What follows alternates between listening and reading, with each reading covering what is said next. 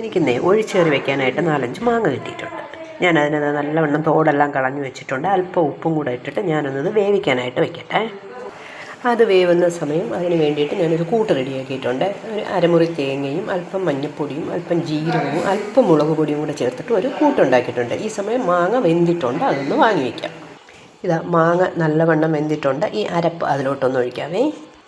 ഇത് അരപ്പൊക്കെ ഒഴിച്ച് കലക്കി വെച്ചിട്ടുണ്ട്. ഇത് അല്പം ഒന്ന് ചൂടാക്കിയതിന് ശേഷം ഇതിൻ്റെ കൂടെ ഒരല്പം തൈര് ചേർക്കണമേ. ഞാൻ കാണിച്ചു തരാമേ. ഇതാ അരപ്പൊക്കെ ഒഴിച്ച് നല്ലവണ്ണം ചൂടായിട്ടുണ്ട്. എന്നിട്ട് കുറച്ച് ഒരു 1/2 ഗ്ലാസ് കട്ട തൈര് നമ്മൾ ഇതിലോട്ടൊന്ന്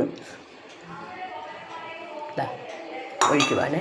ഇതൊന്ന് ഇനി തിളപ്പിക്കുകയൊന്നും വേണ്ട. ഇനി ഇതൊന്ന് കലക്കിയിട്ട് കടുക് വറുത്തൊഴിച്ചാൽ മതി. ഓക്കെ. കടുക് വറുക്കാൻ കടുകും 2 ഉലുവയും 1 വറ്റൽമുളകും കുറച്ച് കറിവേപ്പിലയും കൂടെ ഇട്ട് വേണം കടുക് വറക്കാനായിട്ട്. ഇതാ അടിപൊളി നല്ല കുറുകുറുത്ത മാങ്ങ ഒഴിക്കാൻ റെഡി ആയിട്ടുണ്ട്. Okay, by.